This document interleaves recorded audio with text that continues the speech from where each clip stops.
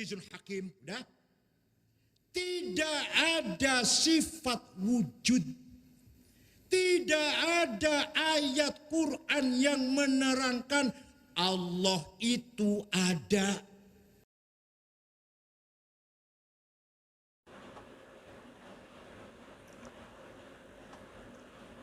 Assalamualaikum warahmatullahi wabarakatuh.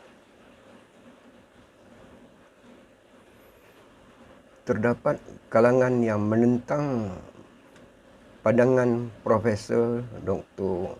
Said Aqil Siraj yang menghujah secara terang-terangan bahawa tidak ada dalil Quran yang menerangkan Allah itu ada. Hujah ini membuat orang Islam di mana sahaja terperanjat dan terkeliru. Sebenarnya, tujuan beliau supaya kita menjadi manusia yang baik mengikut kehendak Allah Subhanahu wa Ta'ala, menjadi Islam yang sebenar-benarnya Islam, bukan hanya menjadi Islam keturunan dari ibu bapa kita. Kata beliau, Imam Asy'ari membaca Quran menjumpai, menemukan sifat-sifat Allah. Allah Maha mendengar, Maha melihat, Maha pengampun, Maha penyayang, Maha berilmu, Maha mengetahui, Maha berkuasa. Tidak ada sifat wujud. Tidak ada ayat Quran yang menerangkan Allah itu ada. Imam Asy'ari berkata, kita ini sebenarnya tidak ada. Tapi kita ini diadakan oleh yang ada. Yang ada sebelum lafaz ada itu ada. Sudah ada. Bahkan kita menggunakan lafaz ada kerana ada yang ada. Atau kita menggunakan lafaz tidak ada kerana ada yang ada. Maka yang ada hanyalah yang ada. Kata Said Aqil Siraj lagi, manusia semua akan mati. Tinggal aku satu. Tidak ada Tuhan kecuali aku, Allah. Tidak ada yang ada kecuali aku. La ilaha illa anta subhanaka inni kuntu minaz zalimin. Tiada Tuhan kecuali engkau. Tidak ada yang ada kecuali engkau. Tinggal dia saja yang tidak mati. La ilaha illa huwal hayyul qayyum. Tiada Tuhan kecuali dia. Tidak ada yang ada kecuali dia, Allah. Allah mempunyai sifat ada wujud.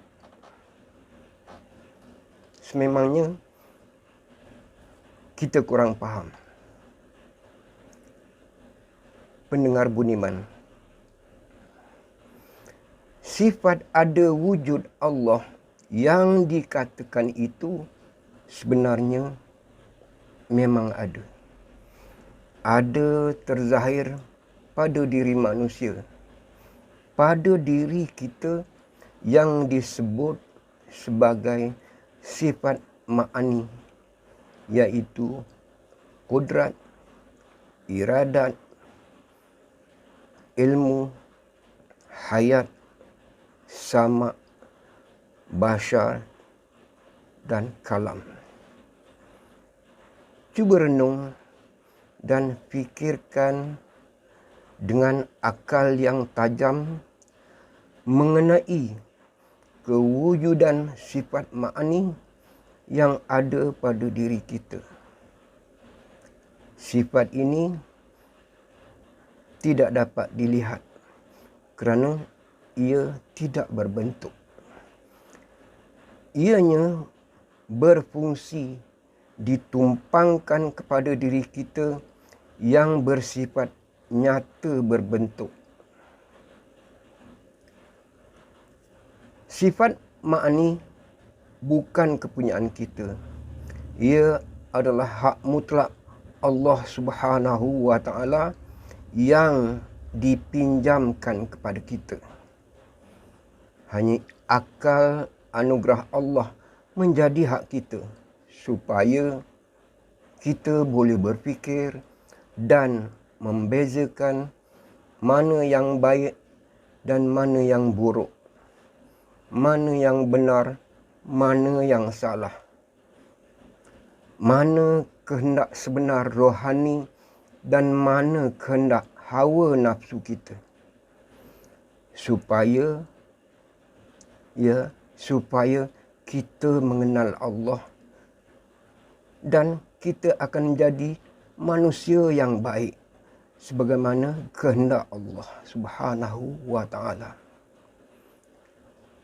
Fikir dan renungkan firman Allah Subhanahu wa Ta'ala dalam surah Kahf ayat 16 hingga 17.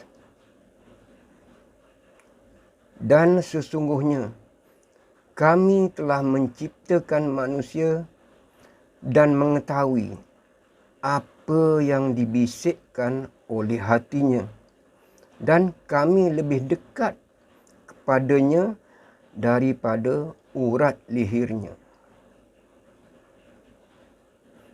Firman Allah lagi, surah Az-Zariyat 20-21 berbunyi, dan pada bumi ada tanda-tanda yang membuktikan keesaan dan kekuasaan Allah bagi orang yang mempunyai pengetahuan yang yakin, dan juga pada diri kamu sendiri. Mengapa kamu tidak mahu melihat serta memikirkan dalil-dalil dan bukti itu? Allah meminjamkan sifat ini supaya kita dapat memandang kembali, memikirkan keesaan dan keagungannya yang telah mencipta kita sebagai manusia, tidak dijadikan sebagai haiwan, dan bersyukur kepadanya. Badan kita ini hanya sarung tumpangan sahaja sampai masa ia akan musnah. Manusia bukan Tuhan. Wujudnya manusia sebagai bukti wujudnya Tuhan Maha Esa. Cuba kita renung, fikirkan dan pandang diri kita. Dari mana datangnya kita? Tidakkah kita dari perut seorang ibu? Dari mana datangnya ibu kita? Tidakkah dari perut ibunya? Dan dari manakah datangnya ibu kepada ibu kita? Tidakkah dari perut ibunya juga? Begitulah seterusnya sehingga kepada Siti Hawa yang dicipta oleh Allah dari Nabi Adam. Seperti mana firman Allah Subhanahu wa Ta'ala surah Az-Zumar ayat 6, Dia menciptakan kamu daripada diri yang satu. Kemudian, dia menjadikan daripadanya isterinya. Hanya orang berakal, tetapi bodoh seperti semasa zaman jahiliyah dahulu yang mengaku dirinya Nabi dan Tuhan. Allah Subhanahu wa Ta'ala menurunkan firman dalam surah At-Tur ayat 35 bermaksud, atau apakah mereka tercipta tanpa asal usul, atau mereka yang mencipta diri mereka sendiri?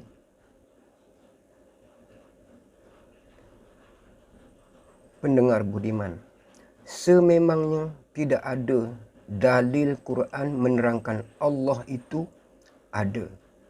Tetapi dengan akal, ilmu pengetahuan dan berfikir, kita akan memahami maksud tersirat terkandung dalam firman Allah Subhanahu wa Ta'ala surah Taha ayat 14 berbunyi,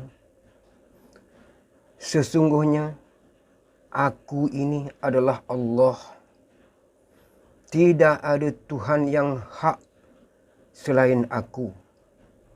Maka sembahlah aku dan dirikanlah solat untuk mengingati aku. Surah Al-Mu'minun ayat 80 pula Allah Subhanahu wa Ta'ala berfirman, dan tidakkah kamu mahu menggunakan akal kamu?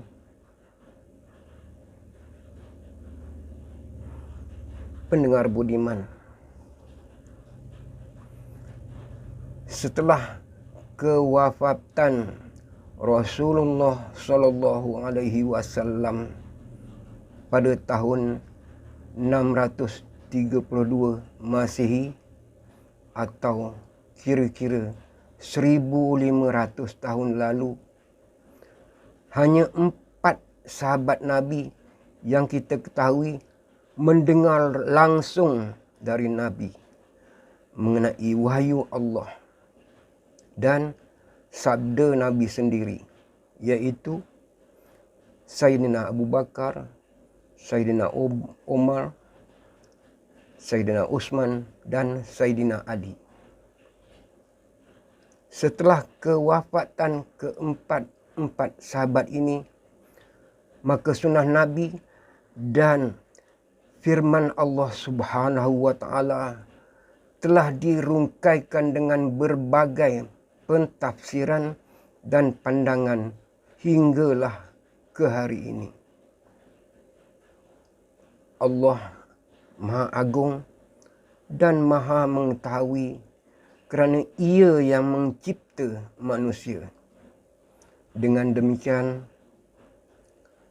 Allah telah berfirman dalam surah An-Nisa ayat 59 bermaksud, jika kamu berlainan pendapat tentang sesuatu, maka kembalilah ia kepada Allah, iaitu Al-Quran dan sunnah Rasul.